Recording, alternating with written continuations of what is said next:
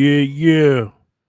Welcome to another episode of Mrs. Z and Fifth with your host, Zach Kias in the Fifth Gentleman. We live, y'all. Hey, we are live. We are live. That's right. Yeah. Hey, man, I'm excited about today's episode, man. Oh, yes. I know some people kind of caught off guard because we don't Yeah. usually go live, but today is a special occasion. Oh, yes. Oh, yes. Right? Oh, yes. So today is Sunday, October 5th. So this is gonna go direct to the YouTube channel, YouTube Fifth General TV, as you always know. Yes. Impromptu live, but it don't matter, man. People will see the playback or they'll just log in and we good with that. Let me make sure we looking good on here, man. We check the YouTube page, man. It said that it was getting ready. So yeah, there we go. All right. And what I'm gonna do, I'm gonna upload the thumbnail in a minute for those who see it, because they probably like, yo. Okay. So anyway, we got some stuff to talk about today, man. Oh, yes. Oh, boy, do we have some topics to talk about, to touch on. For sure. We have a guest in the building. We'll introduce the brother in just a second. Listen, this just happened like over the weekend. Yes. Diddy. Yes. Right? Friday. Since it's the 4 years. We're gonna go through the actual like accounts and stuff that he's facing. And the main topic of the show was gonna be why men, according to recent studies, are choosing to be single and forfeit marriage and families. Families, very meaning, hot topic. Oh, wife yes. and kids and stuff. So we're gonna dive into it. Whether we agree with the studies or not, because a lot of this is predictive studies, but they're also going by what's going on right now, as far as how many men have children. The men who don't have children and don't have wives at the moment. Yeah, at the moment. Yeah, yes. Right. And how that statistic has changed over the last 30 years. So we're going to get into that and see what's the cause of that. Kind of draw up some points. All right. Yeah. So I'm ready to bring the brother up. You ready? Ready. All right. I just met this brother. Seems like a really good stand-up brother. And I love, to hear his perspective. He is someone who I've been on his page, and he's well versed in these subjects we about to talk about. So I think it's going to connect just right. Let me bring the brother up by the name. Goes by the tag name of Yard Chat. Let's bring the brother up. How you doing, brother? How's it going? I'm good. Welcome to the show. Welcome to the show. Let me go ahead. Thanks for having me, man. I appreciate it. Big up.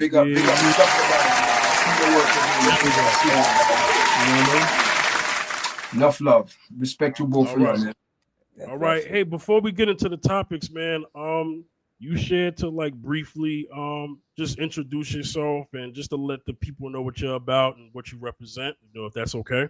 Yeah. People, check this out. My name is Wesley, the host of Yard Chat. I do a podcast, and and we cover all issues that if it's something that I call a lot of people send me video your Yard Chat, so if it's something good that I feel that my audience need to have some knowledge of, it could be in America, Jamaica, Trinidad, Japan, China.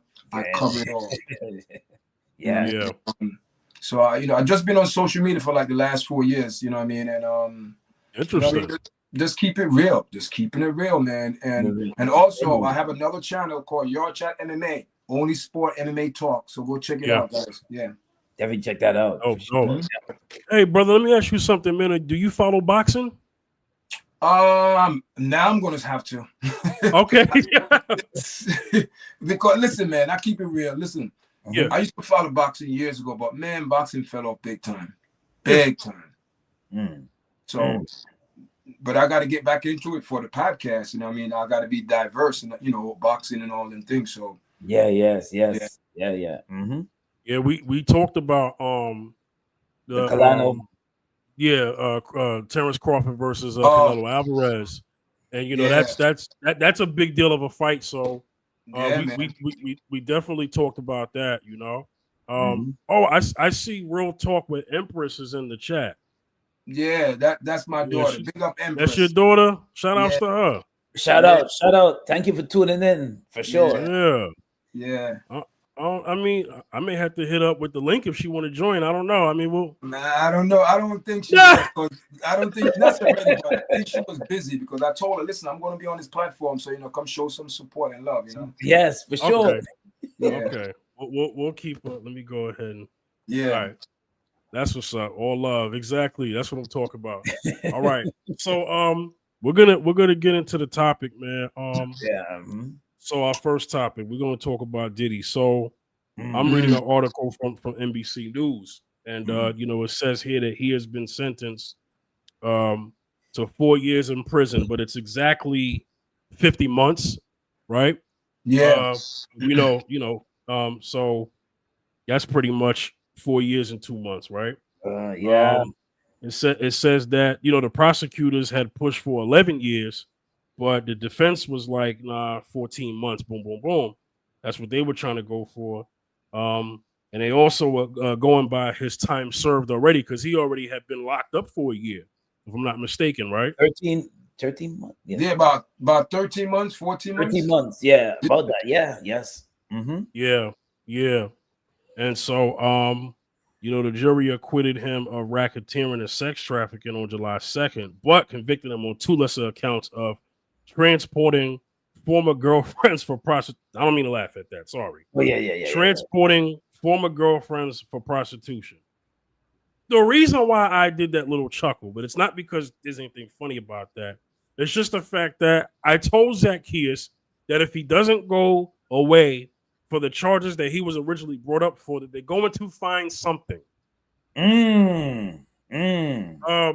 Wesley, I'm gonna let you, since you're the guest, I'm gonna let you go first and give your opinions and just expound on what's your response to this. Well, listen, man. I find it weird and this how you got it. This how you got to look at it. You can't look at one thing. You got to look at the whole thing. Also, right. The letter that Cassie wrote to the judge. She said the jury has failed. That don't make no sense. How a jury of your peers, that the prosecutor and the defense, they all pick the jury, right? They all pick the jury. They come to yeah.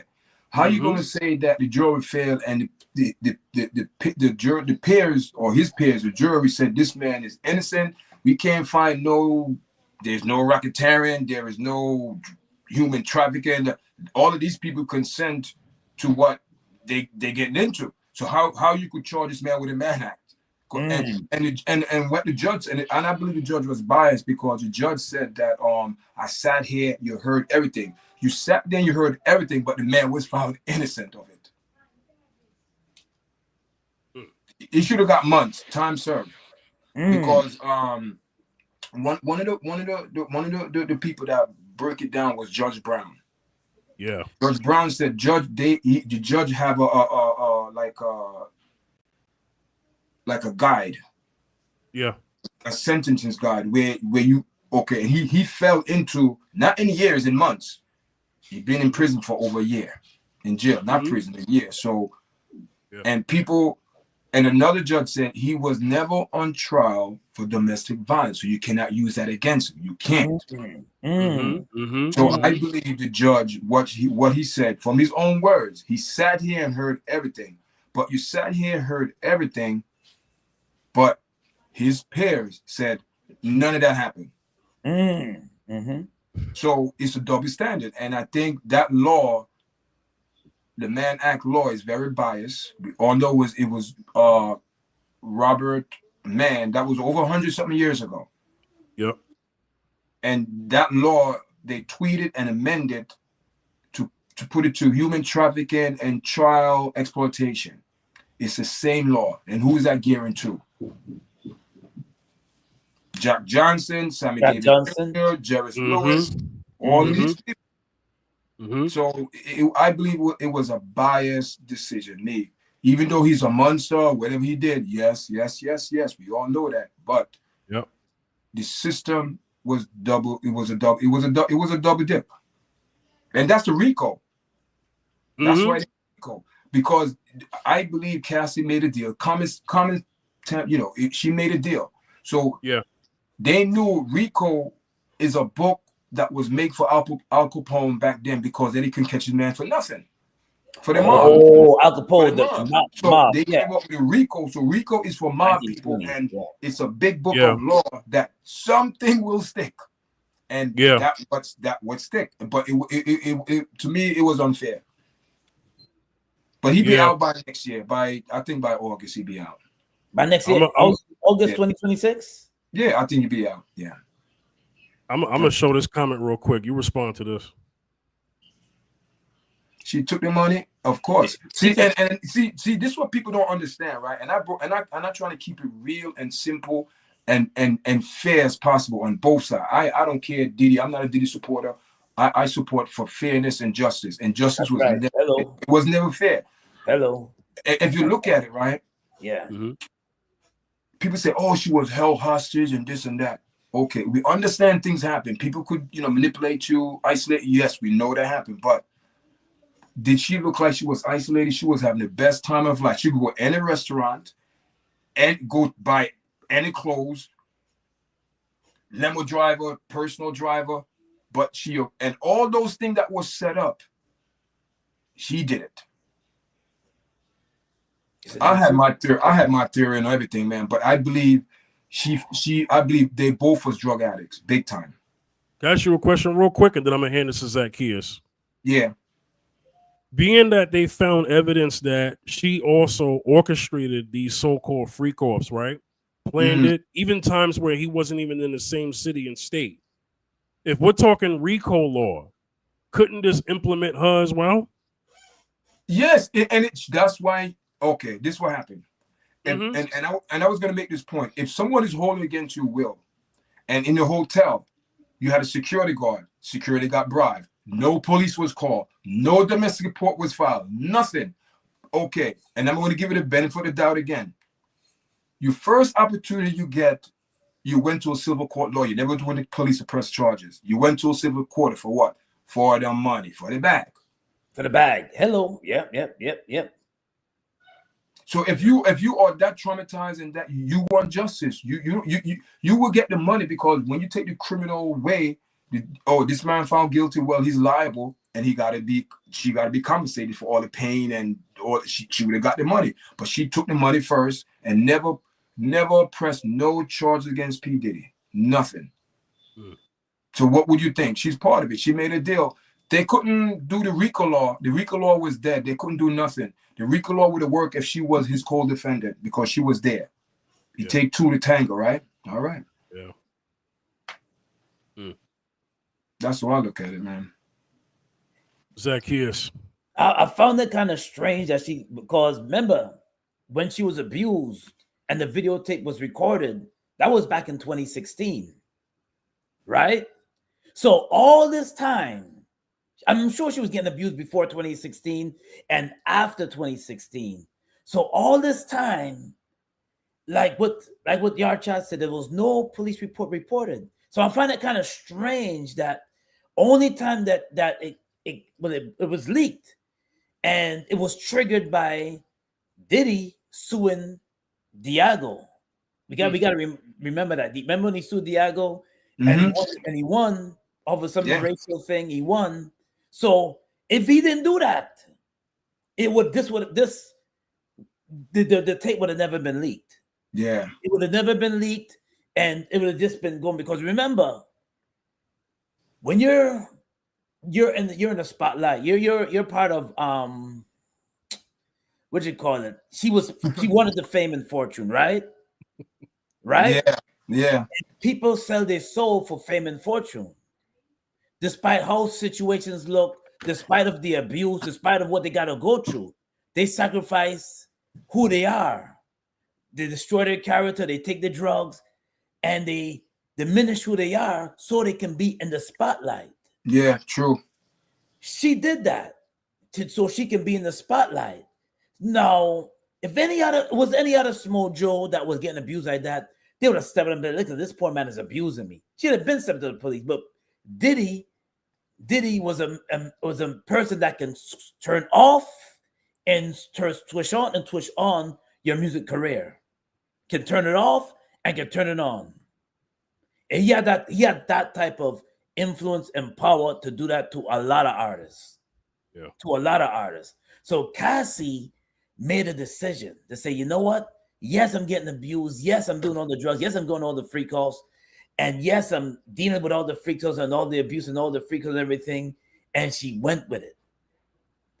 The only time, because you see, I believe, this is my thought, I believe that Diego kind of and behind the scene said, listen, I know he gave you the money, but this is gonna, just put him in jail. And the reason why she didn't step up, because in a way, you got to look at it. You got to think about it.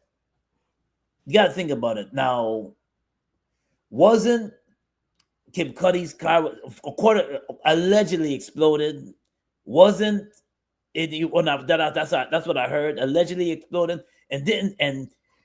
And let's go back to I was like, what's his ex girl? Kim Porter. Kim Porter, right? Kim Porter, yeah.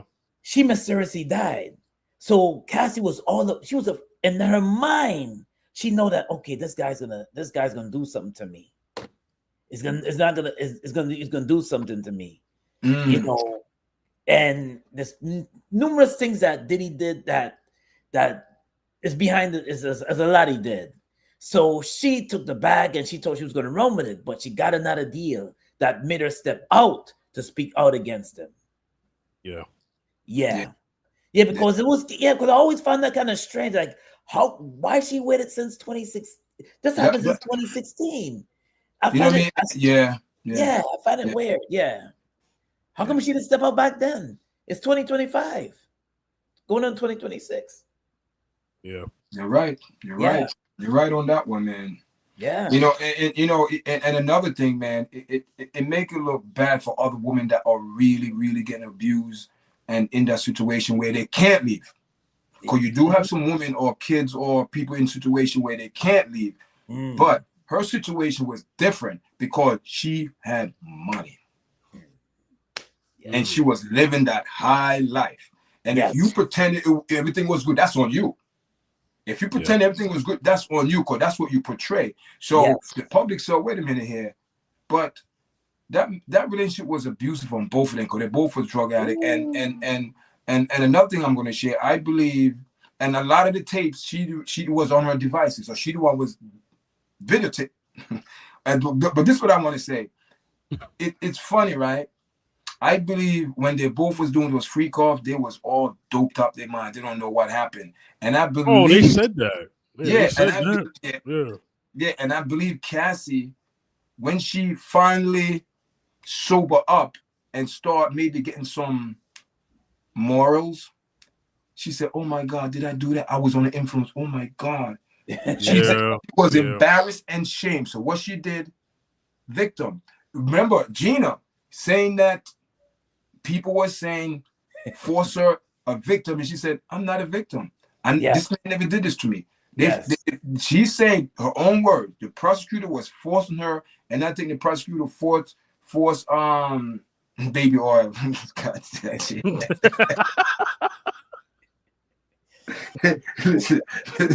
listen, man. At the end of the day, she made a decision. You know what I mean? And the thing is, the bad thing about it, man, Mr. Z and Mr. Fit, the bad thing about it is this: the impression she's giving to other women who are really, really, really in that trouble and don't have nobody to call. And she had plenty opportunity to get help or ran away or whatever she said she was doing. And she lived the life and going to parties and traveling all over the world, best clothes, best food, best cars, all of that. And she chose the money instead of taking this man to court and file domestic violence. Where's the domestic papers? Yeah, yeah, yeah. She got married, Yeah, moved on with her life, got married, got kids, and now all of a sudden now she's sobering up. yeah, but hear this now. Hear the funny thing about it, Mr. Z. You have to laugh because this is like a big story and a mess. If all them time she wasted, right? And now she came to her reality. Oh my God, I did all that behind the scenes. I'm embarrassed. You know what it is? It's shame. Yeah. Shame. She is so Mhm. shameful because she could never take it back. And hear this now. You cheated on Diddy back then with that guy. And he knew he wasn't want to marry you back then. But Wow. years and years later, when the bag came in, I don't know, man. Mm. I don't know. Yeah. See. It's sad. We It's sad. And we we got someone in the chat, man. I want to read this. Somebody going by the name of Mark Jag. I'm gonna Indian. read what he said. He said, yes. in the judge's culture, they publicly chastise, brutalize women as punishment. So him acting like he's so mad about DV is hypocritical. He was just using it as an excuse to give him, and then he finishes coming with more time when he was found innocent of those charges. Yeah. Anybody want to And, respond to that? go ahead, Mrs. Z.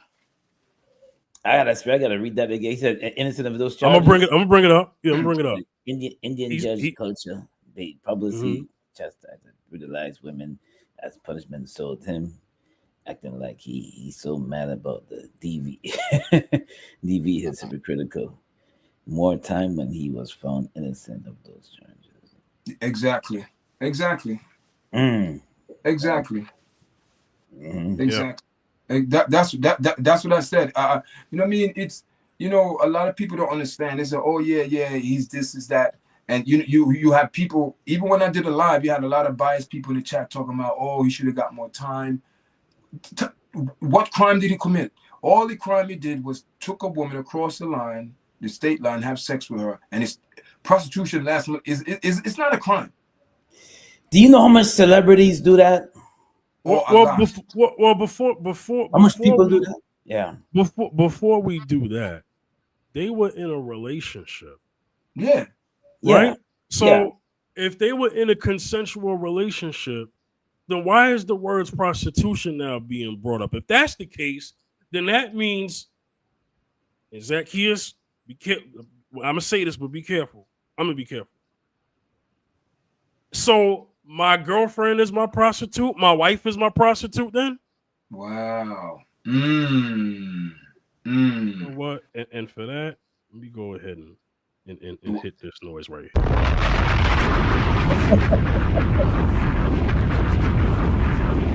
It doesn't make Because sense. because when does this start to make sense now? It chumped up charges. It doesn't make sense. Nah, man.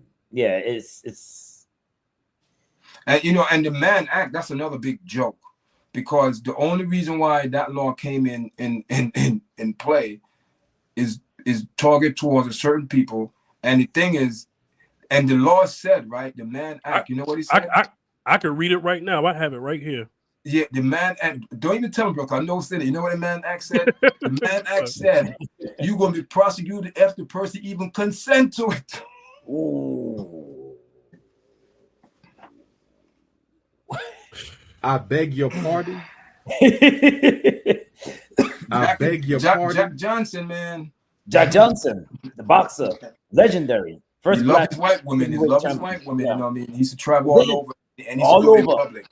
And people that don't know, this was in the 1920s and 30s. Am I right? And that was 19 forbidden. Forbidden. Yeah, back then, a black man could not be seen with a white woman. Not even, yeah, couldn't even look at a white woman. Yeah. So you know what they said the man was going to do to the woman?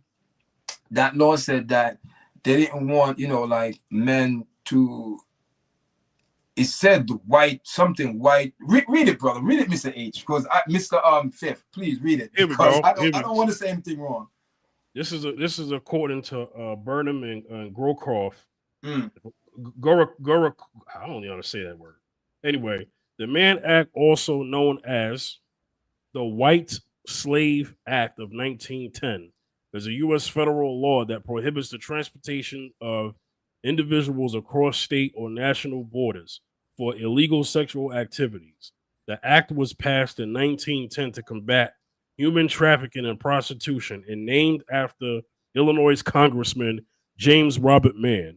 The Mann Act applies regardless of consent, as the interstate transportation itself triggers federal jurisdiction. So you just said just a second ago, Brother Wesley, that even if someone gives consent, that could still be brought against you in a court of law.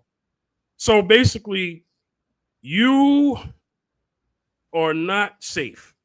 No. Because if you are in a relationship, I mean, I never heard of a woman being accused of the Mann Act for a man. Have you?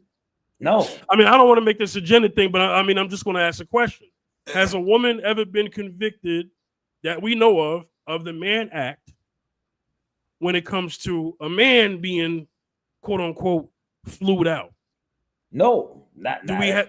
I've never heard of that, right? Nah. Okay, so it's like you're not safe because it's like you could be in a relationship, right?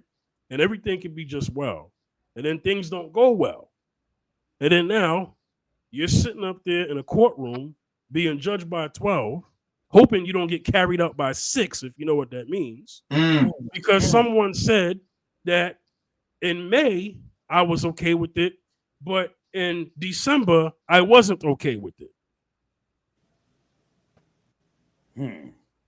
What do we do then? Now I'm not telling men to live in fear, but I want to ask this question, right? What can we learn? And I'm gonna have Wesley go first, and Zacchaeus, I'm gonna have you take the mic. What can we learn from this Diddy trial?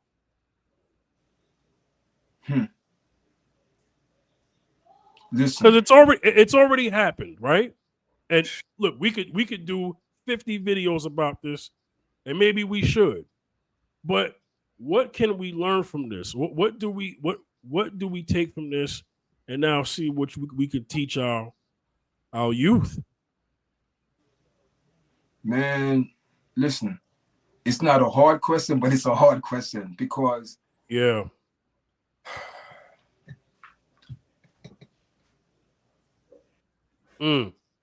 You have to be honest. You have to be honest. Read that before you go. Story. Jesus Christ. Yeah. Listen. And you know, there's some deep meaning behind that, Sister Empress. Yeah, you listen, listen, you have to be honest, man. And the reason why I say be honest, there's always what? Red flags. There is a saying that you can't make someone into a housewife. Yep. I'm going to take one. I'm not going to give no name. Charleston White said something about an entertainer, about a certain rapper.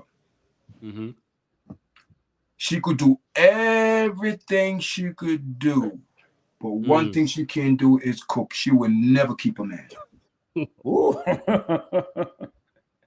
She can't cook. She cannot do.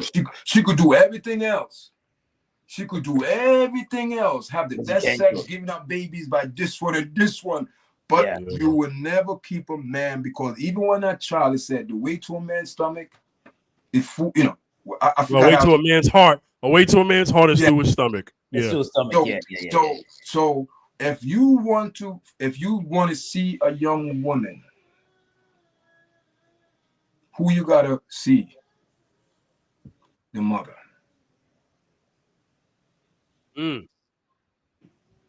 Where training start from? Don't wait to go to school. Don't wait to go to college. Don't wait to go to Head Start. Home. That's right. Where did these women get those type of behaviors from? And sometimes you can't even blame them, because if they wasn't taught, wow, how you expect them to know? and how you expect them when they live a certain lifestyle and doing this and doing that, because the person who's supposed to be there to teach them, to show them how to be a young woman and a young man, the example was not there, so they displayed out in public. Look at this person, entertainer. She's pregnant. She's going around rapping, twerking. That's a good example you're setting. And you want to be a wife. I know exactly what that is. Yep. And you want to see these people. You know, that's one thing about me, man. I don't say nothing that these people don't say. They saying it. So the thing is this, man. You have to know the person before you say I do. Even before you say I do, you know, you're supposed to date people, know person, then make a decision within a year, 2 years. This person gonna be your wife, but he knows that she's not wifey material because the things that she was doing. She came to New York with open arms, drop her man, and pick up an older man. What that's telling you? Where did she learn this behavior from? Where? Brother, she was with Ryan Leslie and left him for Diddy. Okay. She should have just stayed with Ryan Leslie. Well, you know what it is, and I'm gonna go back to what I said. You know what it is? She wanted the bag. She wanted the fame. She wanted big bag, and he had more status. Diddy. Yes. Yeah. Then Ryan Leslie. Yes. Yeah, then Ryan Leslie. But Ryan Leslie, according to what things were said earlier, he treated her a lot better. Of course, with respect and dignity, and respect the dignity. Didn't drug her up. Didn't get involved and freak off having sex with different men and multiple men, not just multiple. I mean, dang. You ever seen it? You ever seen the Art of Dialogue interviews? You ever seen the Art of Dialogue interviews? OMG. Yeah, I've seen some. OMG. Umar. Yeah. OMG. It's bad. It's bad. Yeah. It's bad. Yeah. So. All right. We're gonna move on from this topic. We're gonna get into the main topic. Yeah. Why, according to recent studies, right? Pull this up. Why are men choosing to be single and forfeit marriage and families? Families meaning wife and kids. Studies are growing. They're saying that one particular source says 60% of men, I don't know what age they're using, but 60% of men do not have kids, do not have a wife or kids. They definitely don't have kids. I mean, we do have men who are married with no kids yet, but the single and childless stat, they're saying, has been growing within the last 10 years. Right? So the question is, why in this modern dating age that more young men are choosing to be single and forfeit family and marriages? So here's some of the reasons that Google AI is given, actually, right? They're saying that men are choosing to be single due to factors like prioritizing autonomy, such as career ambition and financial stability, which can feel at odds with the demands of a relationship. Other reasons include the desire of freedom and independence, the high perceived stakes of marriage or long-term commitment, and a lack of confidence or fear of rejection. Some men also feel unprepared for relationships, believing they lack the resources or emotional capacity women may desire. So that's what Google AI is saying. I'm pretty sure they're getting. I'm pretty sure they're getting that from a number of stats we have out there, but also some of the opinions and expressions on social media via podcasts, via posts. True, yeah. So there's a lot that and dating apps, which I'll get into that because I looked up the dating app stat. But I'll get to that in a second. But because this is going to draw some, it's going to connect to why I mentioned the dating apps. Brother Wesley, I'm going to ask you a question. Although this is something I asked Google because it was off of a video that I had saw on TikTok. Mm-hmm. Why do you think that this is even a thing? Because it didn't say just America. It said in the world. But we all know that there are different things here, traditional. Well, there's a lack of tradition here versus a tradition elsewhere in other countries. So why do you think this is even, a study? And what does this mean going forward? What does this lead to for the future? Problems, man. Yeah. Problems because everyone trauma. Wow. Okay. This is what I see over the years. This is what I see. There's not the best experience is what you witness to in life. Nobody can cause you. So what and this how ironic is, man. It's going back in the 70s. Remember that movie Denzel Washington was Frank Lucas, right? Yeah, Frank Lucas. Yep. Yeah. Frank Lucas. Yep. American Gangster. Listen, how ironic this is, right? P. Diddy father, and I hate to bring it back up, but he's in connected with this. Why? Because Frank Lucas brought dope into the 5 borough of New York, flooded it. Pure dope at that because of where he actually went to go get it. He cut the middleman and go directly to Asia. So when he came back, he brought some new dope to the community. And what that did to the family? Destroyed it. Who was going to jail? Black men, everybody, women out there in the streets selling our morals was gone, our character was gone, respect was gone, self-worth, accountability, everything was just destroyed. People out there selling VCRs. You remember them time that those crackhead people selling VCRs? Man, it was a crazy time. We were young, but growing up back then, I'm like, what's up? We destroyed the whole thing. Well, so 70s, So when it go into the 80s, it destroyed the family. The black community not sitting down no more on around the table. That destroyed that. Now, what happened? What happened? It left a single mother in the house with the kids driving her crazy, traumatizing this and that. But the black woman recovered. They recovered because they was told, you don't need a man. I could raise this boy all by myself. I could teach him. I did this and that, all of that. Go to college, get degrees. You don't need a man. All of that for years that was saying to the black woman.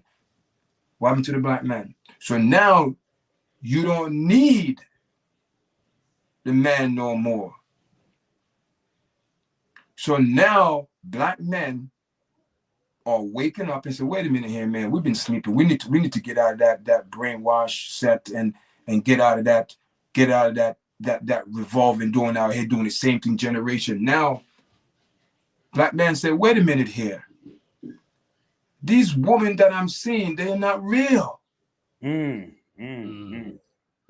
BBLs, fake breasts, every fake nose.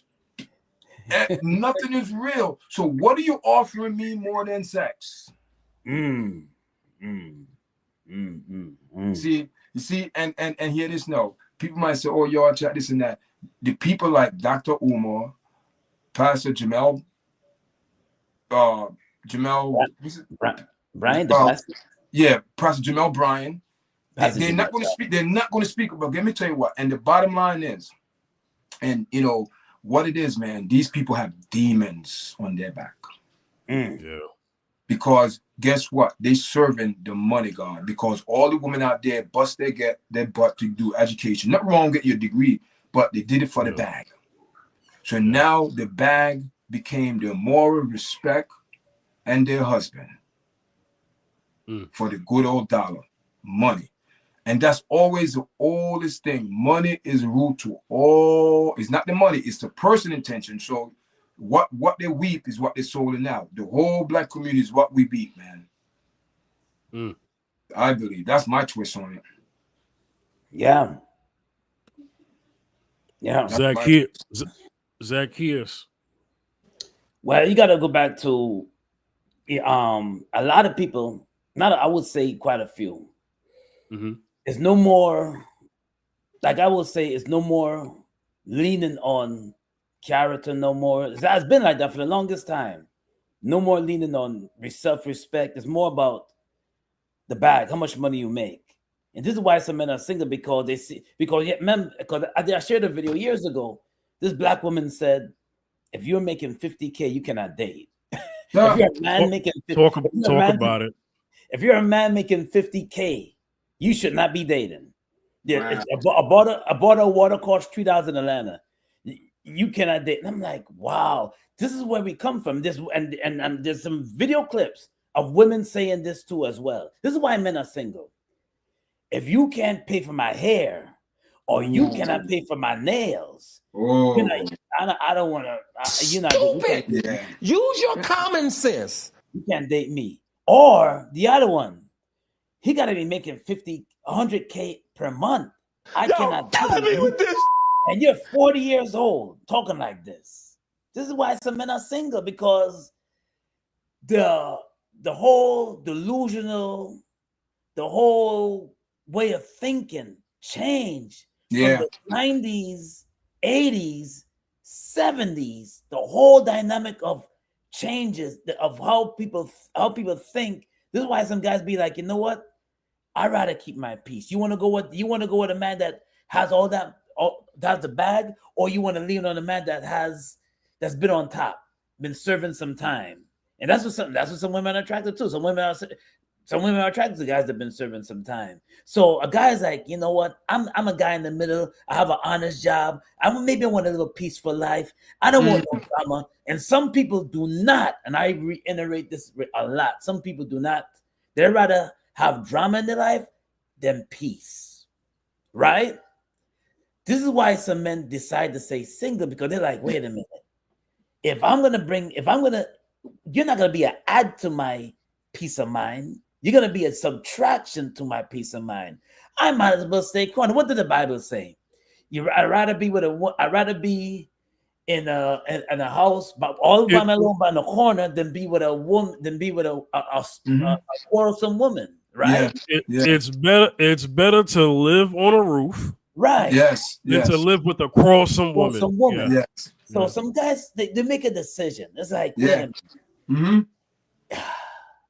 You know, also, man, Proverbs 21:9. And in society too, because everything, remember in America right now, and we had a discussion earlier, a lot of cities are expensive. A lot of places are going up in price. So it's economic too. A lot of things, everything is pricey. It's not like how it used to be in the 90s, not how it used to be in the 80s, where you can get things reasonable. You can buy a house for 120K. Because listen, man, I remember in the 90s, man, things was kind of, but it was manageable. Exactly. You know what I mean? That's the word. You got to manage. You got to manage what you got. But now, listen, the management part is hard because you're not getting what you need, and and everything. New York is number one. New York is very high to live. Yes. Very expensive to live. Absolutely. You know what I mean? And the thing is this. You ever go to the gas station, I'm like, but it's the same gas. It's the same gas. You understand what I'm saying? It's the same gas. I could drive 2 blocks down, it's cheaper, or 2 blocks, it's more expensive. Come on, man. It's the same gas. Yeah. But everyone is out for what? The bag. The bag, right. Right. Out for themselves.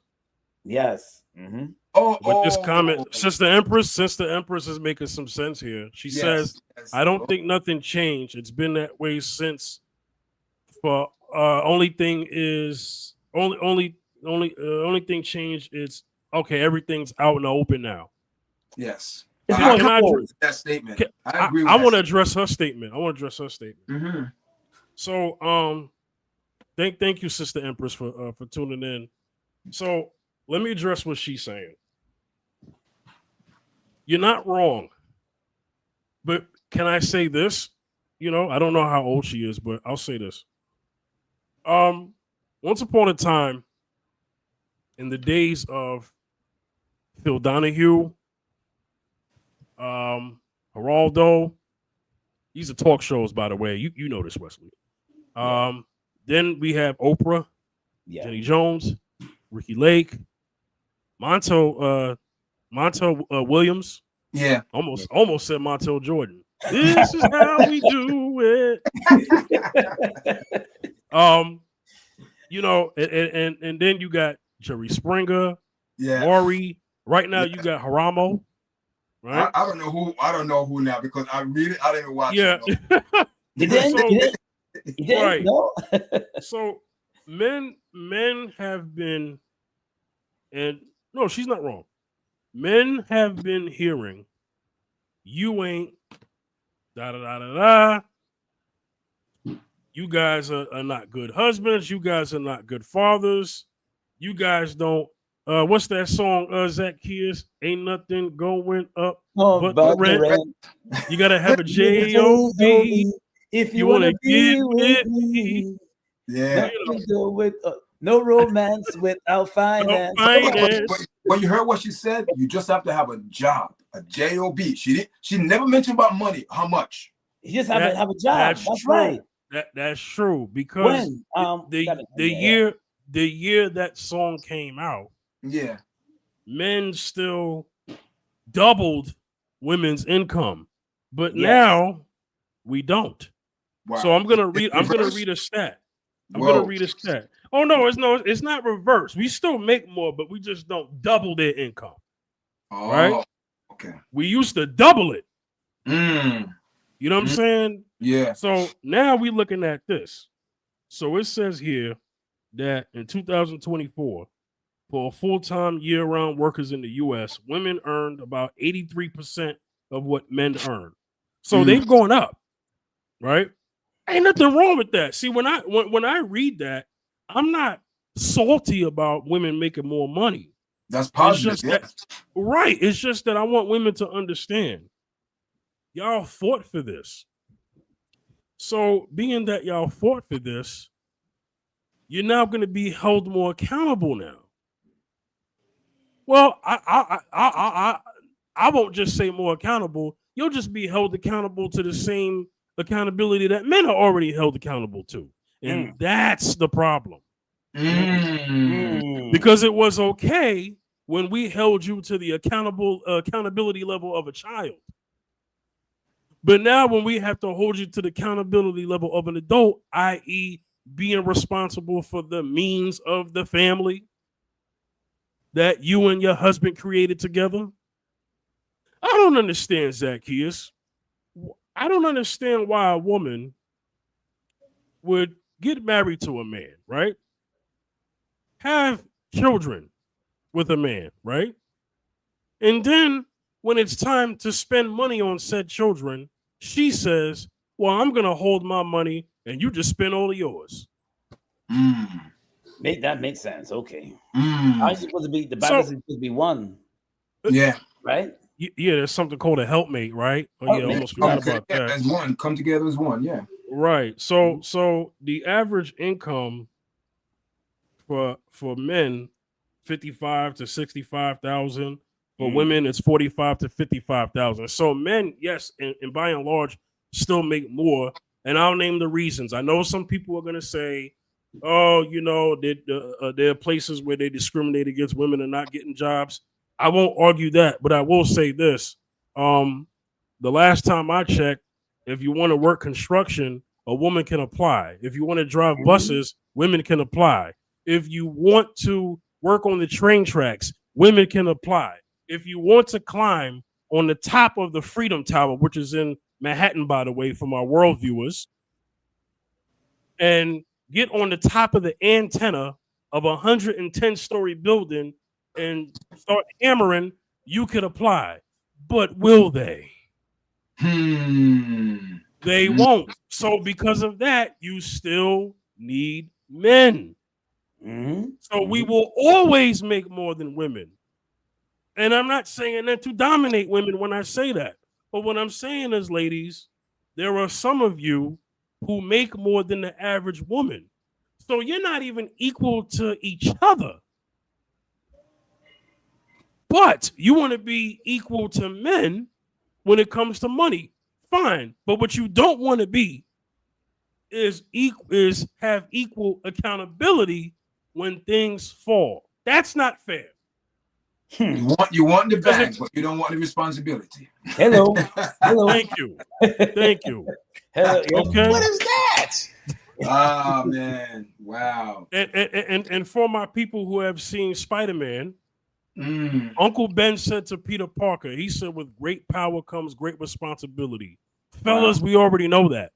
Yes. We Exactly. already know. We Yes. already know. And Empress, I'm going to get to your comment in a second. We already know that when a man wants to get married, before he gets on one knee, before he asks her out on a date, let me go that far back, that he has to financially fit into his budget. What will it cost me per month, per week, to have a relationship? He does those figures first. That's the responsibility part, right? Before he gets on one knee, okay, how I have to budget having her as a wife because I'm going to come out of my pocket for my wife. That's fine. Okay, we're going to have children. I need to budget for that. Let's just say that said man marries a woman who has the same income as him or comparable. Maybe she makes 10,000 less from him. Mm-hmm. I don't think that woman should be getting upset if every now and then he asks her to pay for the groceries, to pay a light bill, okay, to pay for car insurance, right? But I will say this to the men. Men, have a plan. By that plan, this is what I mean.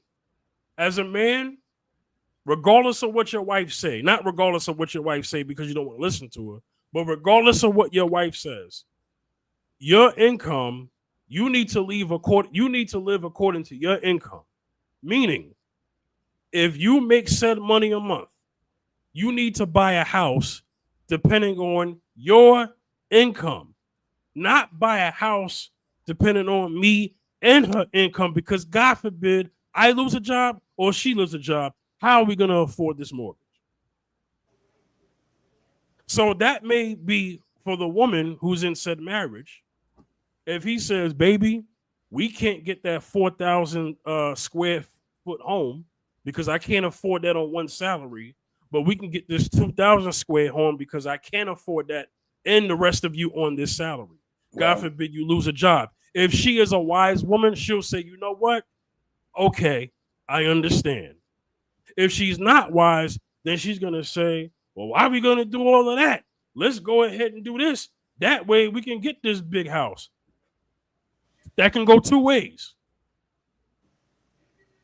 What's going to happen when one of y'all lose your job? One's going to be looking at you like this. Okay, we got one income. How are we going to afford this mortgage that's $3,000, $4,000? And he says, well, I wanted to buy the smaller house and I could have paid everything, but you insisted on this big house. Problem. So then now you got to downsize. Question. I'm sorry, I'm long-winded. And I said this last episode. That man will have a concern. Will that wife have the same respect for him if they downsize? Wesley, I'll have you answer that question. Man, you said a lot, man. There's a lot of trouble there. There's trouble. Hey, take your time. Listen, man, over the years, marriage is not easy. It's a lot of, what do you say? You have to compromise. Yeah. It's not easy, man. Because we forgetting that we are each other. We have our own individual person that we are. Even though we separate, but I'm an individual. You're an individual. So all I know is from my experience, man, is just remember the reason why. That you say that you stand in front of man and in front of God, most important, and witness.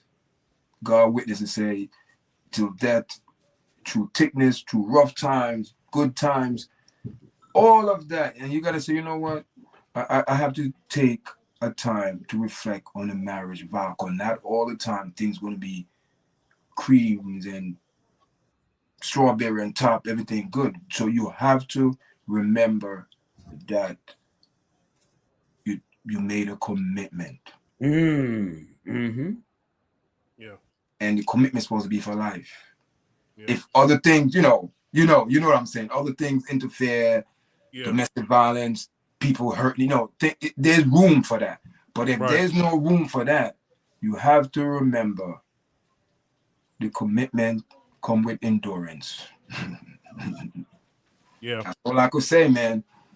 But if you respect each other, Yeah. Big thing, respect. if Big, you You could respect overcome anything. Yeah. you will work it out. But if it's all about the money thing, Yeah. chasing the bag, oh man, Yeah. you're not getting that big house. What? I'm out. Yeah. I'm out. I'm going to get somebody to give me that big house. But the thing is, and the thing, be contented, man. Remember Paul said, in every stage I'm being contented. You got yes. contented. Change will come, but you got to be contented, man. Yeah. To me, I listen, man, we have a good time. Ain't nobody in marriage say everything is good every day. Anybody say that is a liar. Liar. Hello. Mm. Hello. You know what I'm saying? So Yes. you gotta reflect how you got here. Yes. It didn't happen overnight. Yes. But how you got married, you got to remember when you got married and the reason why. And remember the marriage vow. Listen, man, you're gonna have some rough days, man. Yeah. So you gotta have a good partner that respect you and want to do the right thing, man. Yes. And this is why some men stay single, because they haven't found somebody that's willing to, like, a genuine, and it's hard to find anybody that's compatible with you, to sit down and just work with you. Like, let's just work with you and just, like the simpler things. Like you said, it's been the same, but it's just being broadcasted when I was there, a comment. But the simple things, like, in other words, like, if she wants to are we going to share things? Are we going to compliment each other? That, in other words, I have you have my back, or she has a support system with me, and I support her. She supports me. True. Good point. And do we support each other's dreams, any endeavors or aspirations? Do we? And that's the biggest thing, that if you don't see that with somebody that you're dating, you're not gonna see that when you marry them. Yeah. Are you gonna say, I'm gonna wait? I'm gonna wait. Yes. Yes. And some men are not seeing that. Some men are not seeing, like, well, she's all in it. She just want to see. She's leaning on this. I gotta impress her with this. I gotta impress her with that. And I gotta impress her what kind of car I drive. Or I gotta impress her with what kind of money I'm making. Or I gotta impress her with this. I gotta impress her with that. So instead of doing all of that, they rather stay single. They rather stay single.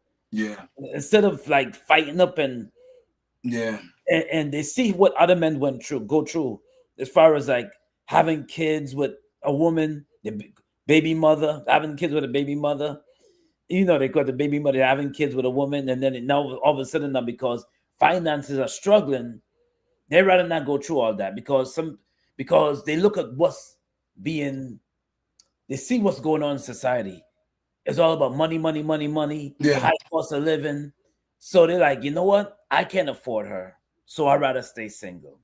I'd rather struggle. If I bring her in the picture, this is why some men rather stay single. If I bring her in the picture, we're gonna have arguments because I can't afford what she wants. And they think about that. They're like, oh, well, and some men do think like this way. All women they're so expensive. Oh my gosh, I can't afford this. I can't afford that. You go on a date, meals are now in the restaurants now are like $300. You have to have at least $300 just to take her out. Oh, I can't afford it. So all these things go through a man's mind when it comes to, they don't know if you, some men don't even know if you're willing to take the bus with them. Remember, there used to be simple women. If women could take the bus with you, stand up and take a bus with you, I always say, you look at simple things like that. I could take the bus with you. Oh, if you ain't got it, we can just cook. I can go home and cook. Don't worry about it. As long as we spend the time together. We can take a nice walk in the park. Simple walk in the park and enjoy each other's company. We ain't got to spend big money every time we go out. We can simply enjoy each other's money. We can enjoy each other's company. If I cannot find that, I'd rather stay single. And some men, they think like that. Some men think like that. I'm single because I'm a decent guy to have integrity. I may live by the biblical principles, and if I can't find that, I'd rather stay single. So you think we're looking at most likely people be well, that's the word I'm looking for, compatible. Compatibility, understanding, Yeah. another thing. But Zach, stay right there. Yeah. Zacchaeus, are people well versed about what compatibility means? And I'm gonna give this to Wesley after that. Go ahead. No. Go ahead, Zacchaeus. No, they're not. Compatibility meaning that I understand that you're working, understand that you have your bills to pay, understand that you are a person that has integrity. You're disciplined. Some men are disciplined. They rather focus on building their empire first, and then if you want to join them, you compliment them. It's called something called being compliment. That's where the compatibility. If I can compliment you, you can compliment me. It's not always about money, but it's about, can we live together? Can we enjoy each other? If I can enjoy your company and just hold hands and take a walk in the park without worrying about how much expense is paying, how much what I have in my pocket, then, and that's compatibility. But some people, they look at other things, they look at other aspects of it, and they, instead of dealing with the person's personality and character, they rather deal with the material things, the things that go ahead. the things that what they can grab onto, tangible, things like money and cars, what kind of car you're driving, and what kind of crib you have, and all these things that they're important too. In itself, they're all important. Every angle, finance is important. Your mental state is important. Your spirituality is important, right? All these elements are important. True. But can we get along? Can I stay with you? Can I stay in a room with you for 5 minutes? Yeah. Can I enjoy your company? And all these things are important elements. And that's what's a compatibility element about. This is why some men say, you know what? She may be a waitress. She may be trying to work hard on what she got to do, her craft. I'm working hard on my craft. I'm right there, but I can see that we really enjoy each other's company. We really have a love for each other. You know what? I'm gonna marry that girl. I can see her being a wife material. And there's a lot of things you look at. The factors you look at. She just wants to be with you. We call each other every day because we're excited to be with each other. We're excited and we enjoy each other's company. We're excited to be with each other. And then everything else comes into play. But you see, some people, they lean on different things.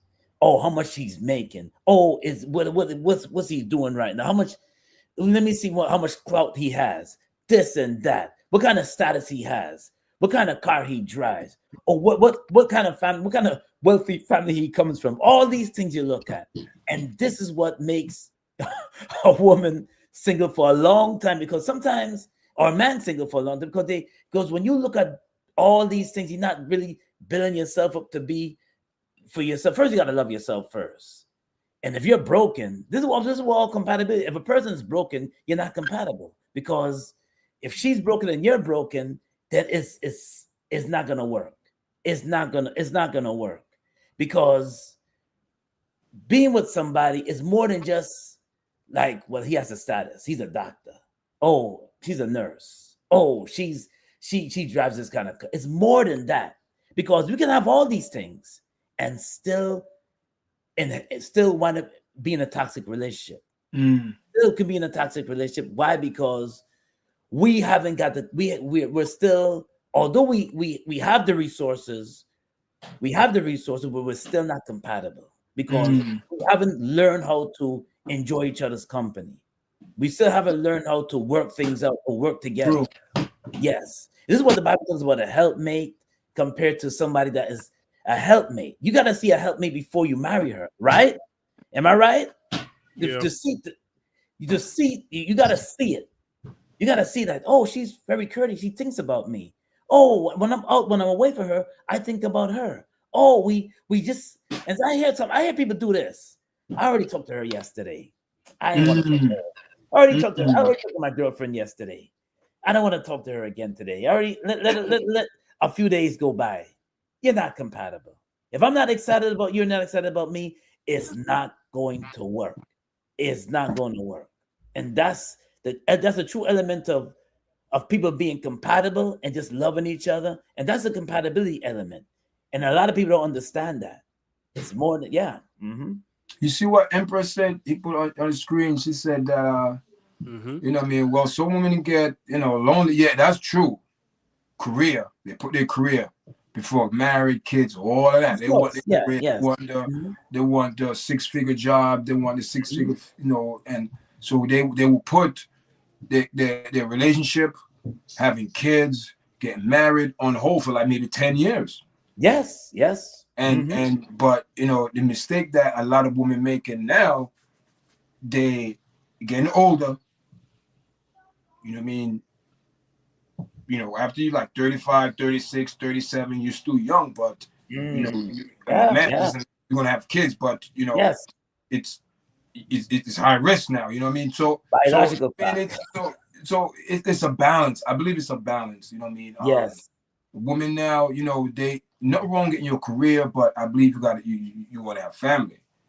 You want to go to school, you want to have family, but at the same time, it's a balance, man. You got to balance out. You got to find your balance. You got to find your balance in the middle. Balance, yeah. You got to find a balance, and it come relationship where you talk about compatible, man. It's the way I look at it, compatible is like, man.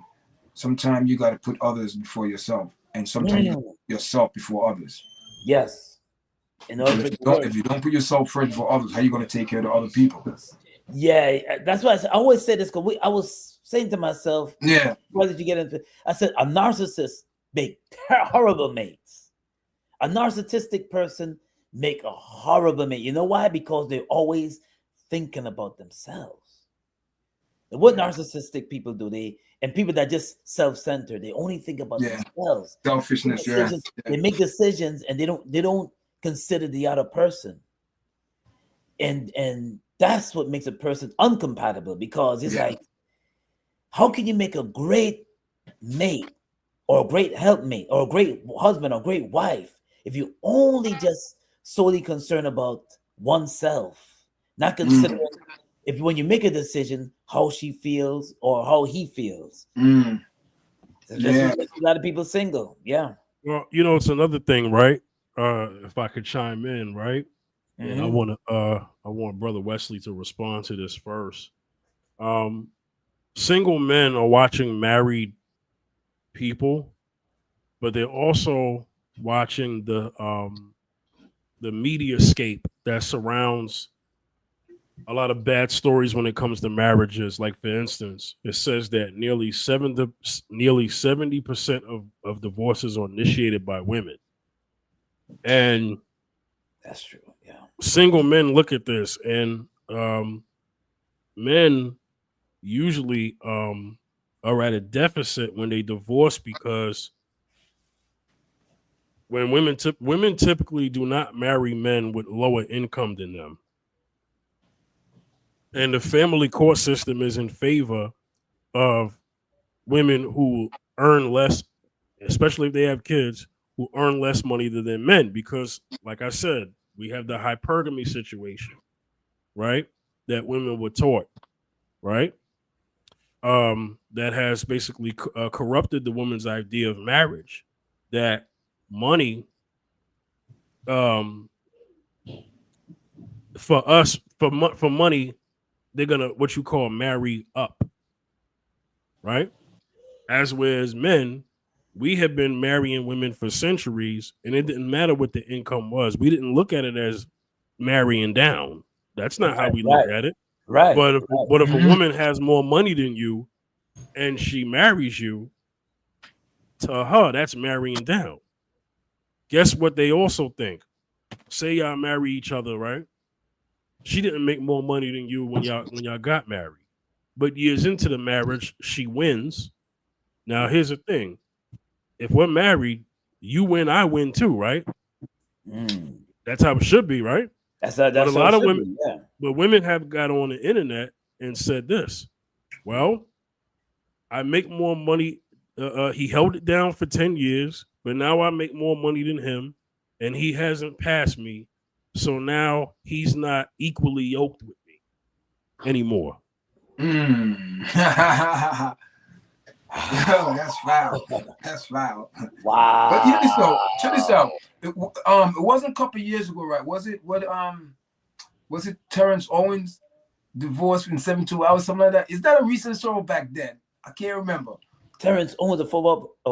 He got Terrell married Owens. for 72 hours and she won alimony. That was Who was it? You know what I'm talking about, right? And she won alimony 72 hours, and she said she won alimony. Any judge that give this lady alimony, see, listen, this is another thing. Marriage now become a bag. Yeah. Woman will marry you and tolerate you, then will go to the bag. Sister Empress just said what you just said just this second. It's a contract. Yeah.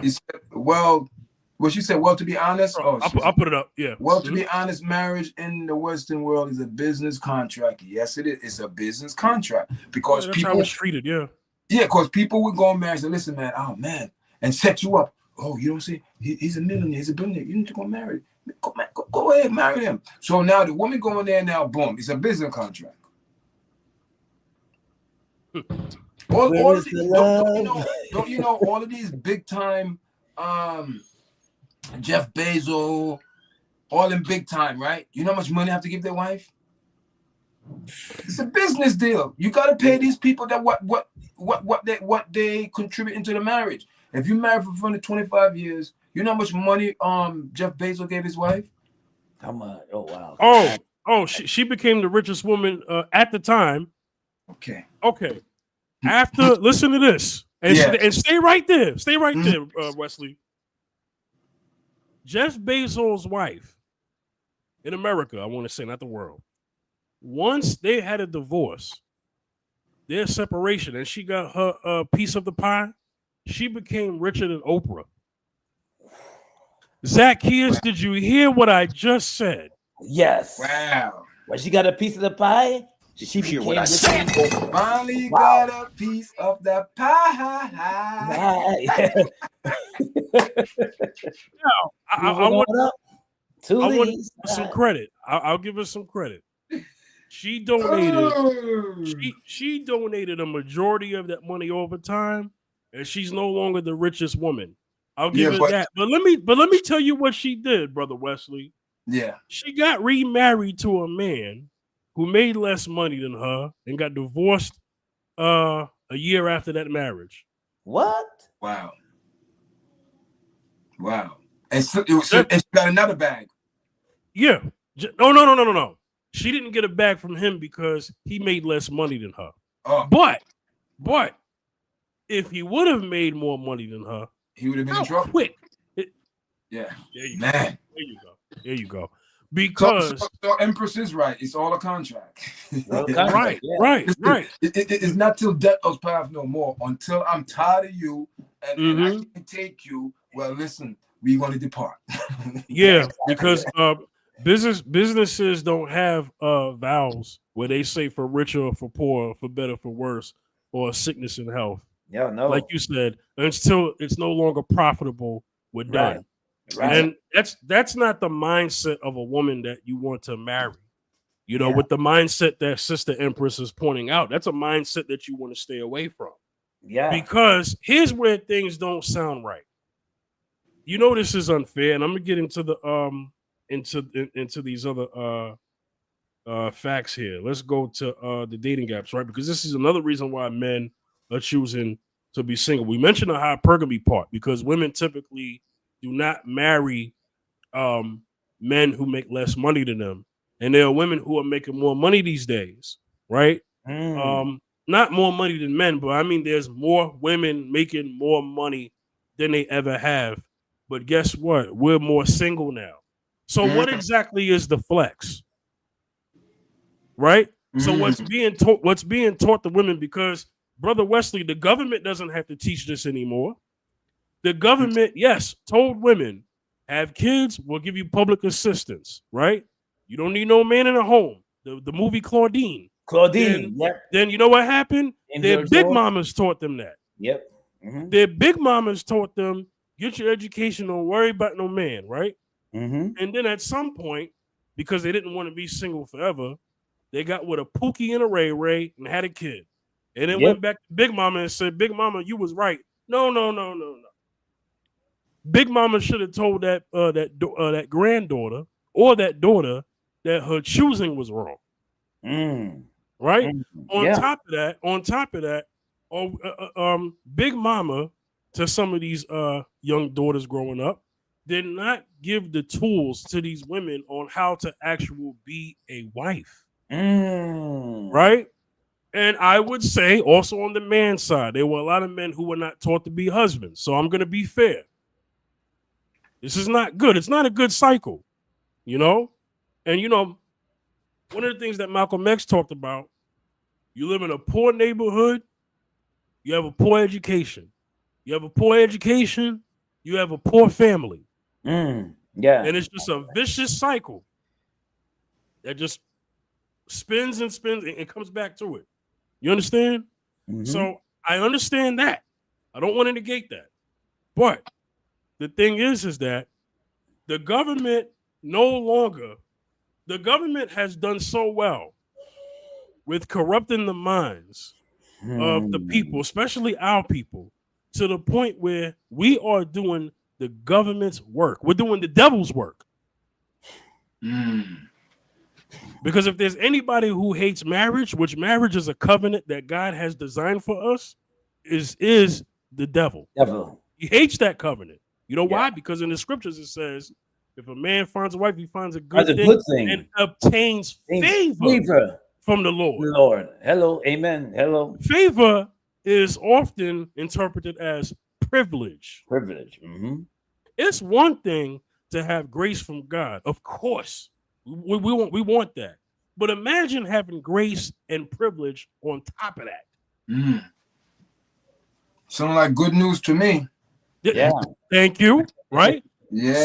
Sound like we all need to be a part of that program, right? Yeah. But understand what's being taught is the reverse of that. Because they wanted to empower, and this is where the separate part comes in. Feminism came in here, right?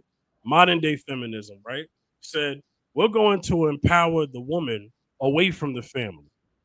But brothers such as Martin Luther King, Malcolm X, and Medgar Evers wanted to empower the family. Difference? When we empower the men, we want to empower the men so the men can empower the family. Yes. When feminism wants to empower the woman, they want to empower the woman to be by themselves, individualistic mentality. Yeah. That's not good. So we have more money, but we're losing our families. That's not a flex. We are losing our families. Yeah. Zacchaeus, I want your opinion on that. You are a married man. Brother Wesley, I don't know if you're married or not. I'm sorry. I'm married. Okay, so y'all both can speak to this. Yeah. Go ahead, Zacchaeus. You go first. We don't, it's like when the families just sit around the table and talk, it's the dialogue is those days are gone, because there's more single parents than there is married parents. The single parent, the married, the husband and wife element is dwindled compared to the single parent living in the house with a child. And because of that, because of the structure, now we have kids that are their mindset is different, their thoughts are different, the way how their decision making is different, the way how they treat respect and treat adults is different.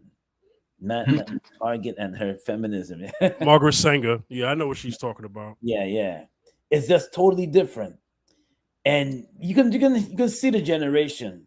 Like what Wesley said about women pregnant and twerking. You will never see that years and years ago. Pregnant and twerking. The music is different. Cardi B did that in front of a Walmart. I know what he's I saying. remember that. Yeah, that's what we I didn't want to Jesus yeah, Christ. That's what we're talking about. Is this different, man? I mean, the conversations are different. The music is different. Yeah. Big time. Where it's just corruption and entertainment, corruption, and it's just. And this is why a lot of people. This is why a lot of men people are single, because it's like, listen, the mindset and thoughts and the way how people move is just totally different. It's just a different. We live in the last days. We're living in a generation where it's just like what the Bible talks about, wax cold. People have gone and they wax cold. Meaning people don't care about your feelings. They just do things just to do things, and where the element of the family, the dynamics of the family is not valued anymore. Husband and wife. Yeah. It's like comatose, especially in our community too. It's comatose. It's like marriage and husband and wife living together with child. But you know what, too? Yeah. What just came into thought too in my mind? It's like, we as men got to take accountability too. Of course. You know what I mean? And of course. Where we have to be more involved with the kids, you know what I mean?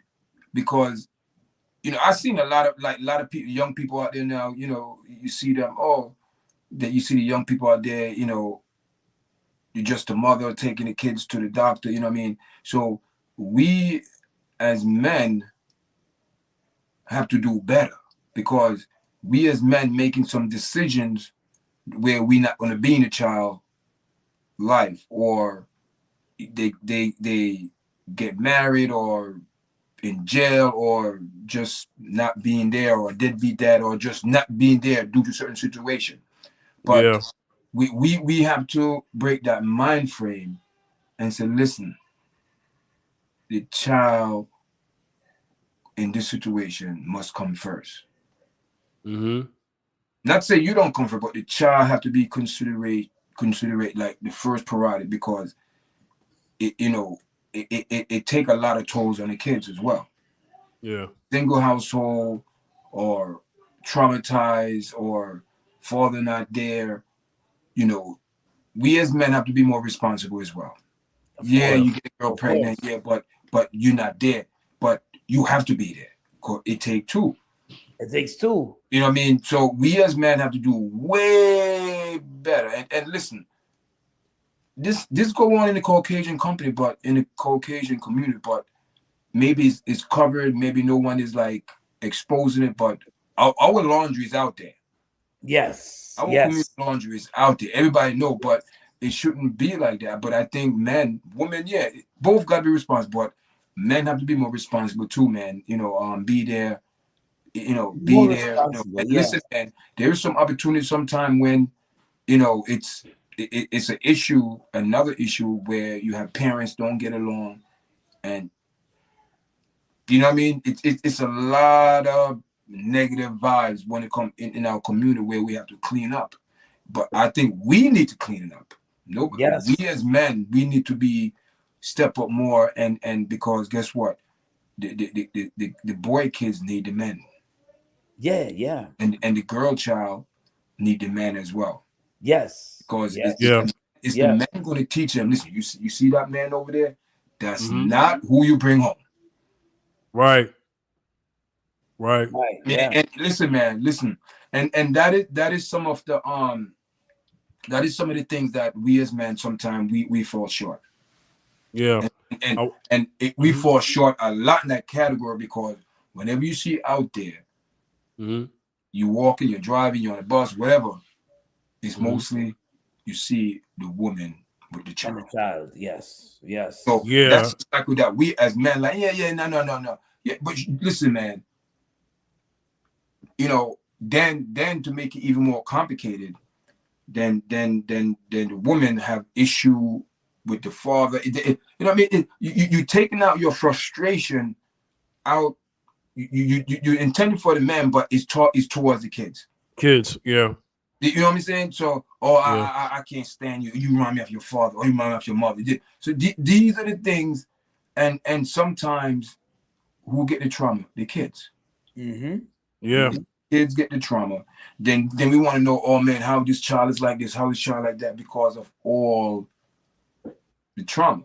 You know what I mean? And we gotta do better, man. You know what I mean? Accountability, man. But you know what I mean? We're not perfect, you know, but it take two, man. It take two. That's why, you know, we have a lot of work to do in our community, man. But you know, what we're gonna do, man? What we're gonna do?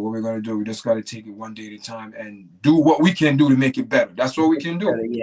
That's true. We got a lot of healing, and you know what? Sadly, there was an exchange, a very emotional exchange that went popular on Love and Hip Hop between Lil Scrappy and his mother. And one of the things that came out was that she said to him, you know why. He said, you know why I am the way I am? And then she was like, because you've seen me in my hurt. And then he was like, no. He was like, within your hurt, this is what you did. And, you know, he felt like there were things that she blamed him, and which is her having her animosity for the absent father or whatever that situation with Scrappy's dad.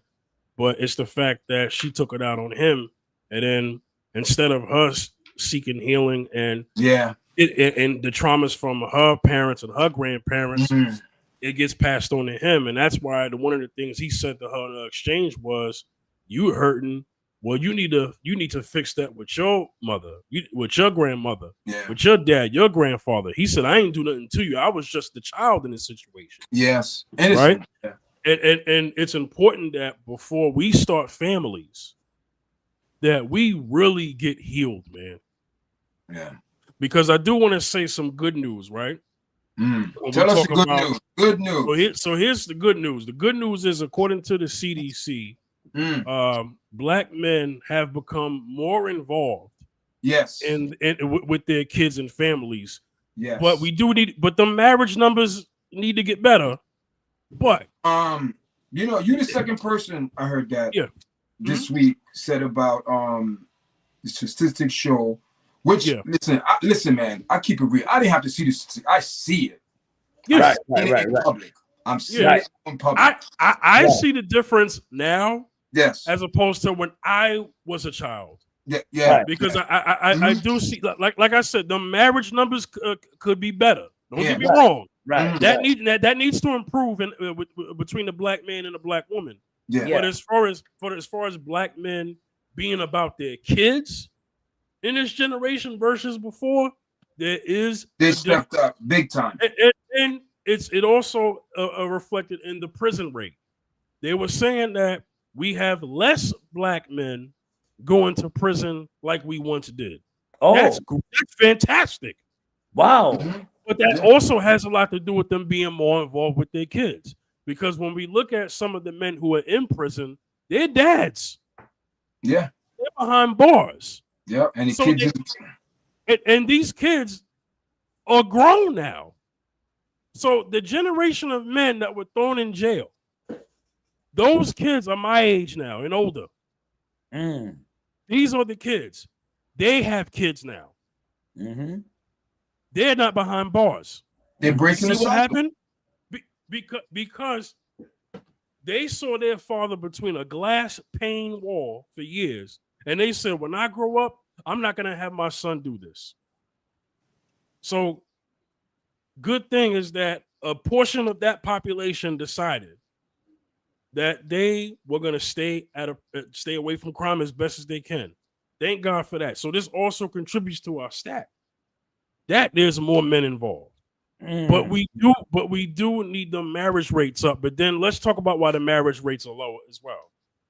We just talked about earlier. I mentioned that men are not being raised as there's men who are not being raised to be husbands, and a lot of women who are not raised to be wives traditionally, right? In this country, right? So when it comes to the dating game, and this will probably be the last bullet point of the topic before we close it out, but it says here that when it comes to dating apps, that men are often not in demand on dating apps due to a significant gender imbalance, with more men than women creating a skewed supply and demand dynamic and demand dynamic that favors women. This leads to women receiving more attention, while many men receive very few matches. Factors such as an influx of low effort profiles from men, algorithms that disproportionately show a small percentage of male profiles to women, and women being more selective in a sea of options contribute to the issue. It says here, there's also another thing I can contribute to that, right? So, there's a percentage out there, I can't find it, but it says that, a lot of women don't find men attractive. Right? So there's that, right? Also, we have the income thing. I gotta find it, but dating has changed once women made more income. Yeah. Right? So what happens is, for an example, you meet a woman who makes $60,000 a year. She wants the man to at least make that or more. 60,000, okay. At the age of, let's say, 30 to 40, I don't think that's too much to ask for, right? Okay. All right. So you want a man to make 60,000, and you're seeking this between the age of 30 to 40. Okay, whatever. All right. You may find that. Okay.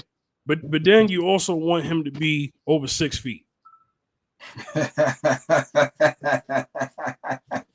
Right? Right? Have you watched Pop the Balloon? I gotta hear this. Right. You also want him to not have kids. Okay, fine. He won't have kids, but like I said, he's got to be over 6 feet. Do you know the average height of those women who are asking for that man to be 6 feet and above? You want to know how tall those women are? How tall? 5'3". 5 feet to 5'3". So we have women who are. So wait a minute here. So listen, I gotta say this. I didn't want to, but I gotta go there because it's true. Because okay, we could say call it because it's it's on social media. It's not like we're talking behind it. Okay. Yeah. So you saw the interview with Gayle King. She did an interview with Gayle. Tell me about it. So she said to Gayle King. So Gayle King said, "Oh, congratulations!" But that was the most phoniest congrats I ever heard. Then Gayle King said to her, "Oh, I heard you having a baby with Stephon Diggs, da. Yes, I'm having a baby with my man. Yeah, all she talk about. Yeah, you see how big he is, how tall he is. You see what I'm saying? You see the mindset? You see, I can't make these up. This is true. I cannot make the same description that you gave. Oh, he got to be 6'5", 6'2". That's the same description that she gave. Unrealistically things, because not every black man you walk around going to be 6'4", a football player 6'5", 6'3". Right. Come on. Yeah, making $200,000 a year or more. So what's the realistic of that? Well, understand, women don't read. I got you, Zacchaeus. My bad. Women don't typically read stats, so they don't know. Right? They're on Instagram. They're seeing your Cardi B's and your Meg Thee Stallions, right? Who are rich women, by the way. Yeah. Right? So they're trying to liken themselves to them in their pick of the litter, which is not going to be their pick of the litter. It's not the same. Right? But that doesn't mean that they won't desire that. Right? You know what I'm saying? But if you got women who are average height of 5'3" and a man is 5'8", then that's then the average to average. That's at your level. Okay, Empress. Yeah. I see. Right. And the thing is, you're on Pop the Balloon, and I'm gonna let you take this over, Zacchaeus, because I know this is where you want to get in, right? Yeah. There was a woman on the show. She had on 6-inch heels. She was 4'11". The man was 6 feet. She said, "Yeah, I feel like we're almost the same height right now." The host Arlette said, "This man is towering over you. How tall are you?" Oh, I'm 4'11", but I got heels on. Lady, when you go to bed at night, do you still have those same heels on? You're not going to always have 6-inch heels on. And even with 6-inch heels on and you're 4'11", the last time I checked, the math should make her 5'5", not 6 feet. Zacchaeus, help us out, man. Help us make sense of this. Oh my Listen, God! they lean on that. If you watch Pop the Blue, sometimes me and wife we just watch Pop the Blue sometimes, and they all and the woman would just pop out of the blue. They said, "Why did you pop?" He's too short. The man could be 5'9", but Empress said 5'9", and she's about 5'2" or 5'1", and she still pops because he's too short. and I'm saying to myself, I'm like, or he's wearing a different color shoe, or your clothes that you wear this doesn't look good to me. I'm gonna pop anyway. Pop. I'm like, oh my gosh. So are you saying that's what BM said? Are you there to find love or what? What are you Zacchaeus? So Mr. Z, you saying that we're not laughing. We're laughing at the situation because these people, it's ridiculous. Yeah, the unrealistically goals these people set for themselves. Listen, so you will prefer to pass up on a good man that would treat you respect and dignity and love just to get that man is 6'4", 6'5", and he's gonna treat you like garbage. Because listen, Carly B got a person that how long you think that's gonna last? Let's keep it. Let's take the we call it out the room. What's out the room? The elephant. Elephant. Yeah. Realistically, people, how you think this gonna end? Brother Wesley, can I say this? I'm gonna answer the question directly, but can I say this for context? Yeah, go ahead. Stephon Diggs is the NFL player version of Offset. Yes, they look like dreads, but just one is tall, one is short. But also the baby mama aspect. Yeah. That's the same too. So it will last. So it will last as long as maybe her and Offset lasted, or shorter. That's my answer. Yeah. I mean, listen, we're not people, we're just saying we're not hating on her. We're just saying the behavior and the decision, they're bad. They're just bad. Yeah. In her eyes, she might make a good decision, but I am telling you, people, it's not about character anymore. No, it's not. Yeah, nah, it's about the bag. Ray. It's about the bag. The bag. Shout out to Ray. Shout out to Ray. Yeah. Shout out to Ray. Yeah, it's not about the bag, anymore. Man. Yeah. And listen, guys, make sure you press the like button in the chat, guys. Come on now. Absolutely. You want the video hit the other rhythm, come on, guys. You know what I mean? Yeah. Like, share, and subscribe. Shout outs to Ray. That's our boy right there. Yeah, shout out to Ray. Ray. Sister Empress said this. Go there. Well, yeah. That's facts. I mean, she's not wrong. And she's not saying that to say that all 6'5" men are like that. But I know why she's saying that, because the women on Pop the Balloon don't know how to vet. They don't. And a lot of women, this is my theory, Brother Wesley. Zacchaeus knows this because I say this all the time to him. Brother Wesley, I'm inclined to believe that most women, when it comes to picking men, do not know how to vet by themselves. So what happens is they go with the aesthetic things that they think they are quote unquote equally yoked to, which that's not what equally yoked means. And me and Zacchaeus will do a show on that later. Right? I'll make sure I have you on there, Wesley. Yeah. Because we need to get into that. That is a misused, misinterpreted word. They do not know what that means. But anyway, so aesthetically pleasing would be I'm short, he's tall, Mm-hmm. he has more money, Mm-hmm. he's trips to the Maldives and Birkin bags. And That's Dubai what and Maldives. Yeah. right. That's what equally yoked means to them. Right? So has nothing to do with scripturally the Bible says really that's faith based. Equally yoked is about the spirit man. Yeah. Okay, it has nothing to do with income. You see what I'm Right. saying? Right. Yes, they had currency back in the day, but it's not what we're talking about right now. You Right. know, Right. but the thing is that they don't know how to vet. And the reason why, and I'm gonna go to Empress's comment, is that they see height, they see build, like muscles or whatever. Nothing wrong with that, right? They're attracted to that. They see money. And they say, that's my guy.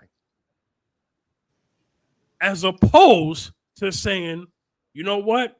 Those three are good things, but let me see what else is going on with this man on the inside. Right. That's what they forfeit. They fail on that aspect. Yeah.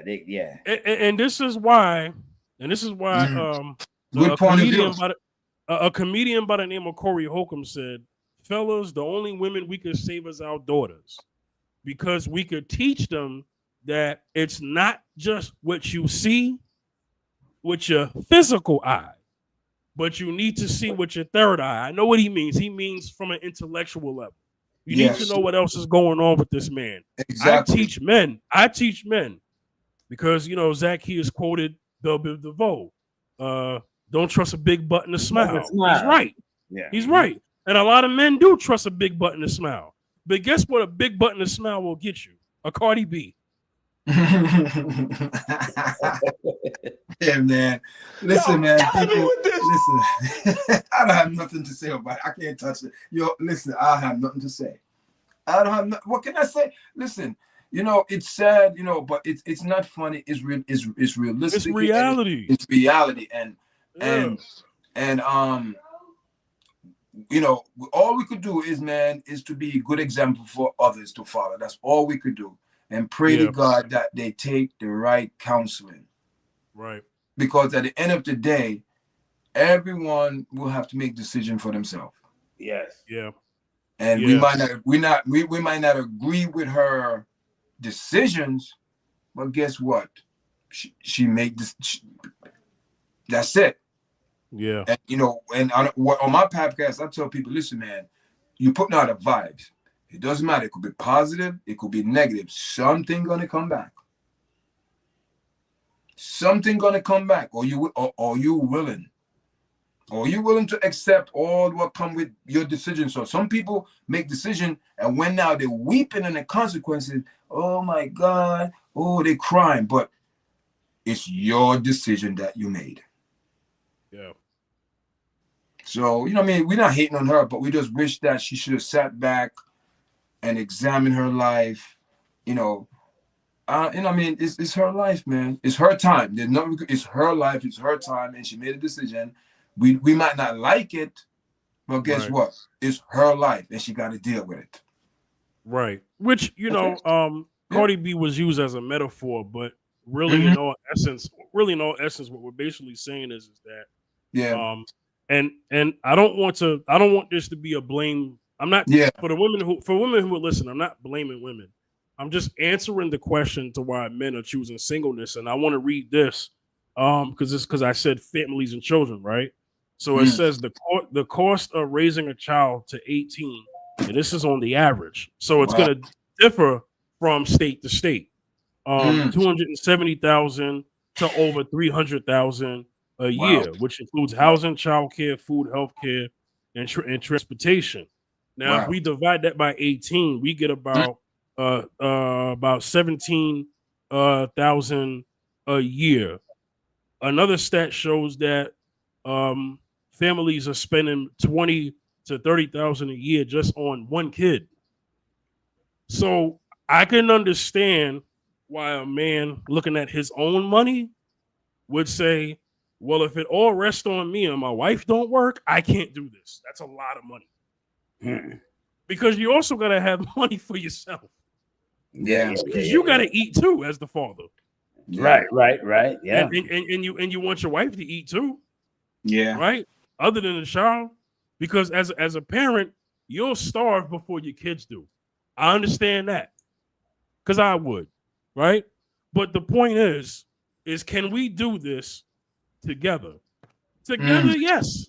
Together, yes. Together, yes. But I can understand why a single man would look at his money and would say, wow, that's a lot over time. And when I look at my salary today, because men make decisions based off the salary that they have now. Because that's the logical and practical side. Nothing wrong with that. I'm not even coming against that because it's called living within your means. So you're doing what you call a predictive. You're trying to do things in a visionary, predictive way. But I will say this though, because I'm included in this stat not because I'm forfeiting anything, but because I'm 38 and I'm not married and I don't have any children. So I would be in this statistic of single men who don't have a wife and who do not have kids. Also, never been married is in that stat too, because I never been married before. You know, you have men who have been married once, and then the second time around, they're like, no, that's it. I'll never get married again. I won't have any more kids. So I fall in the stat of not married, never been married, never had any kids. So when they do their statistics, they're including me, and they're including my current salary and my projected salary and my net worth and my projected net worth. So they're looking at that and they're thinking, okay, why is this happening? But I'm not in that stat because I don't want that. I just want to make that clear for the audience. Also in that stat are men who want a wife, want kids, but they haven't found the right wife. I mean, they haven't found a woman to make their wife, right? Yeah, yes. Also, what's in that stat is men who are going their own way and they do not want wives and kids. So we have someone who is intentional and wants the marriage and the kids, and then we have someone who's not intentional. Well, I'll still say they're intentional in the sense that they don't want to have marriage and kids. So I guess they're intentional about that. But you have those both men in the same stats, right? Now, I didn't get to the woman stats because we can actually save that for another show. Because there's the women's stats on why they're choosing to be single and to not have kids and to not be married. And then I could actually save that for another show. You know what I'm saying? Yes, definitely. Absolutely. So we have that caught up in that. And you know, Brother Wesley, I want to get your opinion on this. I just read off the income stat, right? And how much it costs to raise a child. Does that put you in the box of, hey, you know what? That sounds like I can understand why some men are. And what would be your solution to that? So it's kind of like a two-part question. Listen, our parents and grandparents, right, was making way less than what we're making now. If they was making what we're making now, they consider millionaire back then, living a good life. Okay. Yeah. Listen, we understand, you know, income and, you know, salary, things like that hinder people from getting married. Oh, man, I don't have a good job, so I'm not going to get married. I'm not going to have no kids because, you know, I need to work myself to a status. But guess what? Are we going to let that discourage us for having kids? No. You know what I mean? Yeah, the kids expensive, but are they really expensive?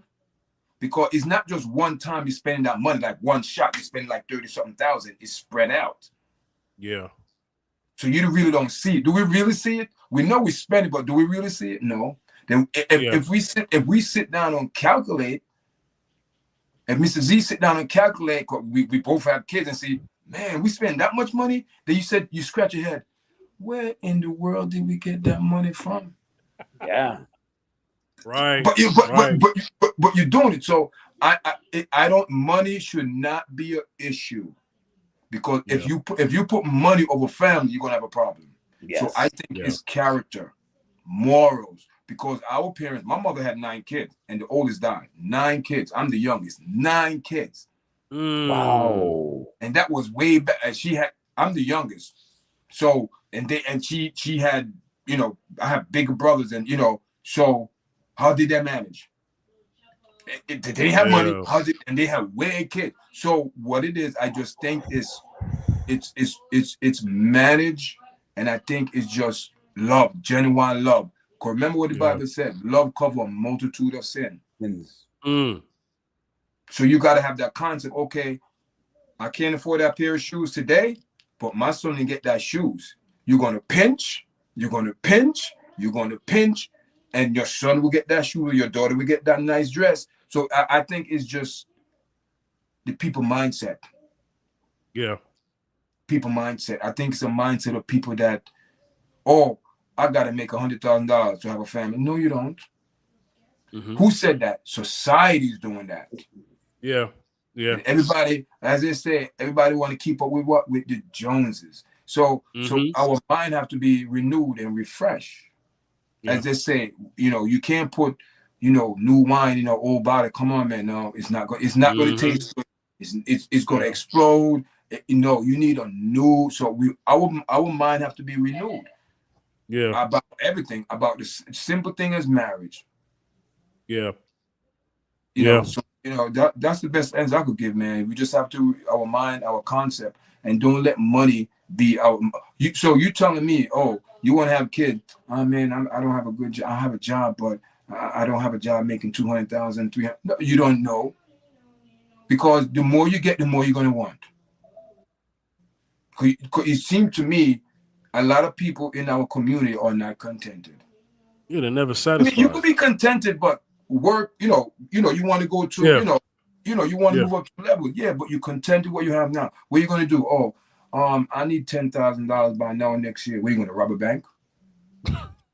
You can't rob a bank. Common sense. So what you're going to do? You're going to find other ways to come up with. Just like when my parents had 9 kids. I don't know how she raised us.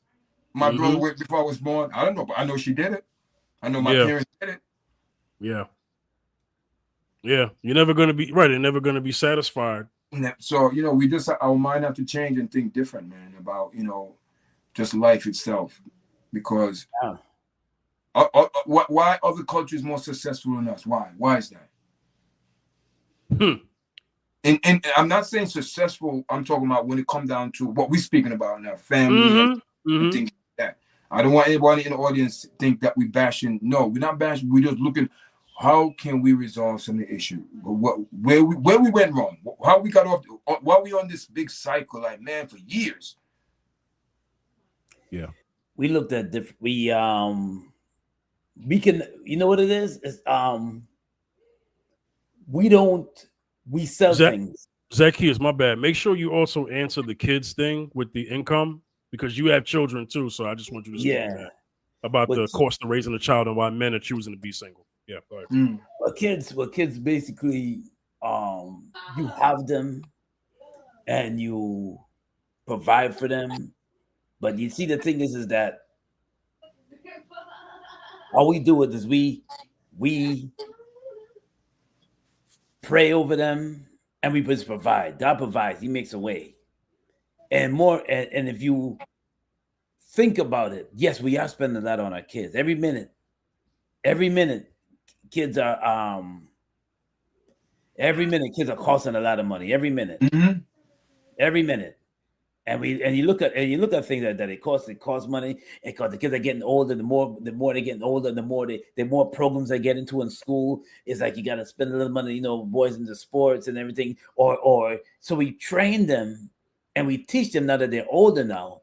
You see, when they're younger, that they're more independent on you to provide, Mm-hmm. do that for them.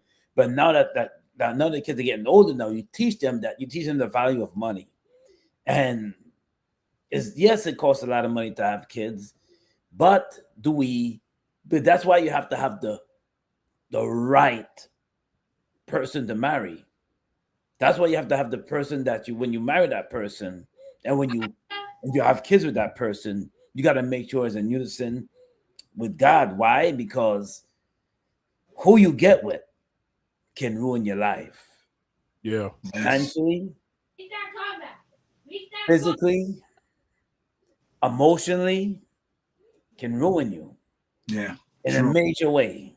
True. Yeah. Because you hear about people paying child support, how much it is. The cost of paying child support is no joke. So who you wind up marrying and who you work with your kids, you could have a lot of kids, but you have to have that partner that was able to be a helpmate, to work with you with the kids, to raise them up. They see mommy home, they see daddy home, and they see they're involved with the kids. That's what it's money thing, but yes, but also a mental thing, is also a emotional thing too, because the kids don't think about money.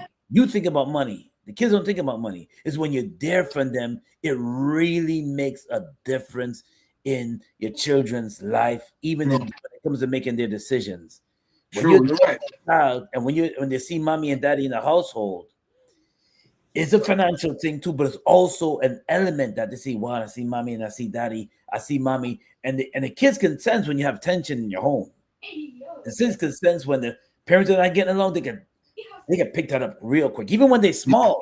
They don't think about it, but even when they're small, but it's also an emotional thing too when you have kids, because when they see mommy and daddy in the home physically, or they see mommy and daddy being there for them and doing things, loving each other, and they see that. So when they get older, they can know how to appreciate and value what it is to have a mother and father in the house. Very, very important element to have. Very, very, very, very important element. It's a money thing, but it's also an emotional thing too. That's what I'm trying to drive home, because it's very important to have those two elements in the True. home to raise them up in a proper way and to guide them and steer them in a proper way. Because when a boy sees a father, it's a different vibe. When a Yeah. True. daughter sees a father, it's a different vibe. It's like a wow, my dad is there. My dad is there. He's coming to all my games. Believe it or not, coming to all their games, watching them play. It may be a little thing to you, but makes a world of difference to that child. It does. When you support them, it makes a world of difference. When they see mommy and daddy there at that game, and they see mommy and daddy there with all their activities, whatever they're doing to support, being there for them, physically seeing them or picking them up from school, it makes a world of difference. Yeah. Yeah, it's more than just the money. And I say it, man. It's You know, the bag is important, but it's not everything. It's not everything. No. And I think that is where in our community we kind of fall short too. Yeah, nothing wrong with chasing the bag or career, or you want to elevate in life, but don't let it become your God, man. Don't let it become your God. Because if it become your God, you're gonna have problems. Yes. Yeah. Big problems. Yeah. Well, I want to. We're gonna wrap up the show. We're gonna give our final thoughts. Brother Wesley, if you have any final thoughts, also let the people know where they could find you and reach out to you. You have the floor. Yeah, man. I first of all, I'd like to, big shout out to Mr. Z here. You know what I mean? Thank you, Zacharias. I appreciate it, Mr. Fifth. Nice to meet you, my brother. And I had a good time, man. I like the vibes, man. Invite me back, and we come back and come on each other platform. Absolutely. And guys, if you want to see me, I'm on social media. Everything is Your Chat. Instagram, Your Chat. TikTok, Your Chat. YouTube, Your Chat. What else? Facebook, Wesley, Your Chat. This all there, guys. Your Chat. When you see Your Chat, that's me. That's it. Your Chat. That's all I gotta say. That's it. Your Chat, people. That's it, man. So, yeah. Zacchaeus, any final thoughts on the whole show? Man, enjoyed it, man. Shared a lot of points. I hope people can listen to it and tune into it, get different elements of it. I can't wait till the shorts. When you break up the shorts and people get different vibes and different elements on it and everything. And always a food for thought. always a food for thought. You can learn something when you watch it, and I love it. So, but you can reach me too at Zacchaeus Music on Instagram, Wayne Backus, Wayne Backus Gospel on Instagram. Also, Wayne Backus on TikTok. Also, Facebook. Wayne Backus on TikTok too. Wayne Backus 167 on TikTok as well. You can catch me on those. Yes. Big up yourself, All right. my brother. Yes. All right. Had a great time, man. I love it, man. I love it. Thank you. I love it, man. I'm gonna end it with 1 Corinthians chapter 8. No, 1 Corinthians 13, chapter 8. And this will kind of wrap up what we're talking about. 1 Corinthians chapter 13, verse 8 reads, "Love never fails, but whether there are prophecies, they will fail. Whether there are tongues, they will cease. Whether there is knowledge, it will vanish away. For we know in part, and we prophesy in part. But when that which is perfect has come, then that which is in part will be done away. When I was a child, I spoke as a child. I understood as a child. I thought as a child. But when I became a man, I put away childish things. For now we see in a mirror dimly, but then face to face. Now I know in part, but then I shall know, just as I also am known. And now abide faith, hope, love. There's these three, but the greatest of these is love." Wow. Amen. Wow. Y'all can reach me at the Fifth General, Instagram, Facebook, Twitter, on TikTok, Fifth General TV, YouTube, Fifth General TV. I want to thank Brother Wesley for joining the show. Special shout outs to my boy Ray Bannister, Thank you and so much. special shout outs to Sister Empress. You've been really contributing to the Thank you so comment much, section sister. this whole broadcast, and I want to thank you. And sister, I'll have to have you on the show sometime in the future. All right. I appreciate that. This actually really helped, with our topics, actually, the insight that we got, And Yes. so I want to thank everybody who tuned in. Like, comment, and subscribe. The audio version of this show will be up later on this week on podcast platforms, but we went live on YouTube, so it's going to be on YouTube. Y'all can go and watch the playback, and that'll be the episode for the week. As you know, we do uploads every Friday, but since we went live, this is up now. So we're going to get up out of here. Peace and God bless. Thank everybody for tuning in. And you know what? I'll see y'all later. All right, guys. Thank you.